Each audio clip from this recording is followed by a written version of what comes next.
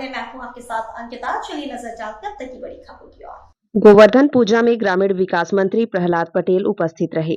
दीपावली के शुभ अवसर पर 5 दिवसीय महोत्सव के अंतर्गत आज दिनांक 2 नवंबर 2024 दिन शनिवार को सुबह 11 बजे ग्राम देवरी पुरानी में गोवर्धन पूजा रखी गई, जिसमें श्री प्रहलाद सिंह पटेल जी, पंचायत एवं ग्रामीण विकास मंत्री, मध्य प्रदेश शासन एवं बरगी विधानसभा क्षेत्र के लोकप्रिय विधायक श्री नीरज सिंह जी एवं गोटे गांव के विधायक महेंद्र नागेश जी उपस्थित रहे।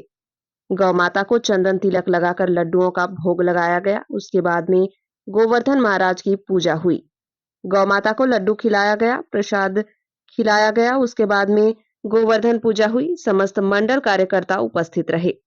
श्री मंत्री प्रहलाद पटेल ने कहा कि मुख्यमंत्री जी के आदेश के अनुसार यह गोवर्धन उत्सव मनाया गया है, जिसमें जनपद शाहपुरा के सभी अधिकारी उपस्थित रहे। श्री मंत्री प्रहलाद पटेल ने कहा, यह गोवर्धन उत्सव मनाने से हमारी पुरानी परंपरा में विलुप्त न हो जाए, इसके लिए यह गोवर्धन पूजा अलग से रखी गई है। इसमें लोक परंपराएं भी हैं। इसके बाद में दाल बाटी का प्रोग्राम रखा। श्री प्रहलाद पटेल ने कहा कि हमारे पुरखों की जो परंपरा है उसको भलीभूत होते देखेंगे।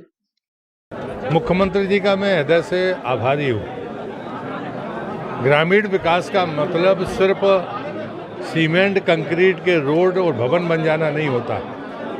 हम अपने यहाँ लोक संगीत, लोक नृत्य और लोक परंपराएं अगर नहीं बचा पाए तो हमारा समाज और ग्रामीण परिवेश मजबूत नहीं हो सकता।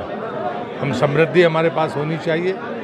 सीमेंट के घर हों, सीमेंट की सड़कें हों, लेकिन लोक परंपराएं भी साथ में हों। ग्रामीण विकास का यही अर्थ है।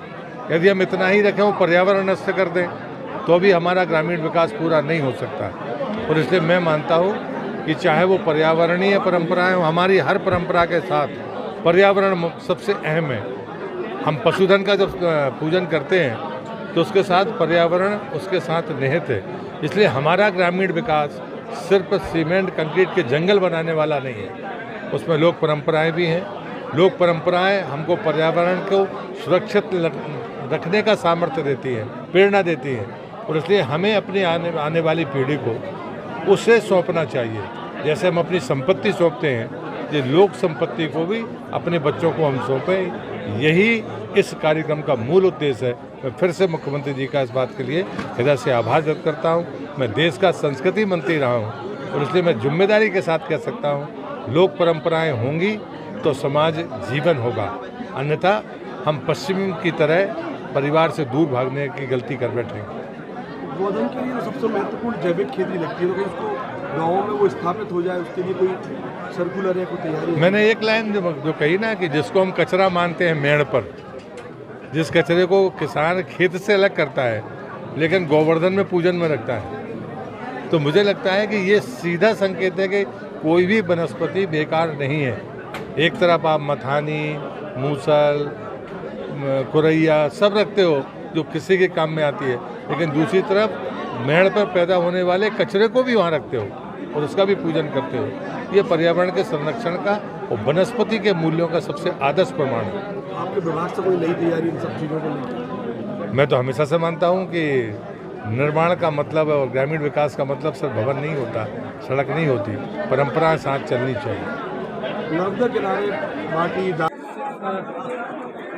गोवर्धन पूजा ही नहीं बल्कि आप देखेंगे दीपोत्सव से 5 दिवसीय कार्यक्रम, नवरात्रि के 9 दिन का कार्यक्रम, दशहरा, रक्षाबंधन, होली, सारे जब आप पर्वों को देखेंगे, कहीं ना कहीं इन पर्व के माध्यम से हमारी लोक कला और संस्कृति तो जीवित है ही, इसके माध्यम से ही हम लोग कल्याण भी करते हैं, क्योंकि आपस में भी समाज में भाईचारा खत्म हो जाएगा। मुझे लगता है सामाजिक समरसता बढ़ाने के इससे अच्छे कोई कार्यक्रम नहीं हो सकते हैं।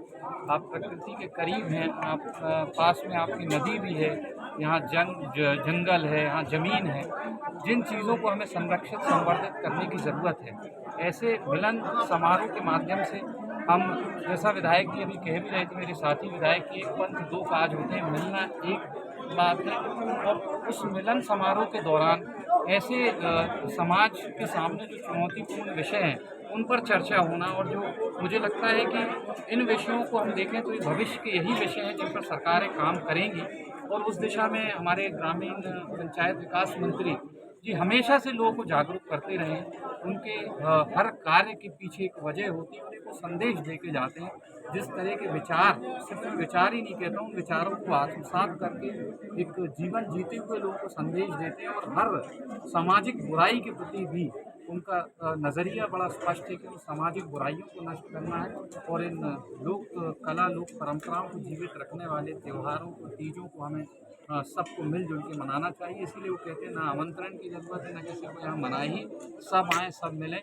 और जहाँ आज मैं आपको कहूँ इस स्थान पर किसी को कोई आमंत्रण नहीं दिया गया है, चूँकि पंचायत विभाग के मंत्री हैं, तो ये विभाग के द्वारा थोड़ा सी व्यवस्थाएँ की गई हैं। इसके अलावा जितने लोग यहाँ आए या तो भाई साहब से मिलने के लिए आए हैं या मुझे लगता है उनके विचारों को सुनने के लिए आए हैं, क्योंकि आपका सांसद जीवन से जो आपने शुरुआत की थी, आज जब वो बोलते हैं तो अपने अनुभव उनके बयां करते हैं। मुझे लगता है कि हम सब के लिए भी सीख देने की बात है और हम निश्चित ही इस स्थान पर जो आगे कार्य होने जा रहे हैं, आपने उस सब अभी मुन्ना भैया ने, जालिम भैया ने बताया कि यहाँ पर सैनिक स्कूल जो बनने जा रहा है फाउंडेशन के द्वारा गोटेगांव में, उसका यहाँ शूटिंग रेंज वगैरह होगी, यहाँ घुड़सवारी वगैरह होगी। अभी मैं वही भाई साहब से पूछा था क्योंकि अब सैनिक स्कूल भी प्राइवेट हैंड्स में देने लगे, प्राइवेट ग्रुप्स भी उनको लेते हैं, लेकिन जो उनके पैमाने हैं उस पैमाने पे ही सैनिक स्कूल ये चलाया जाएगा। उसका एंट्रेंस एग्ज़ाम भी देश स्तर पर होगा, तो एक बहुत बड़ी उपलब्धि पूरे क्षेत्र में। Thank you.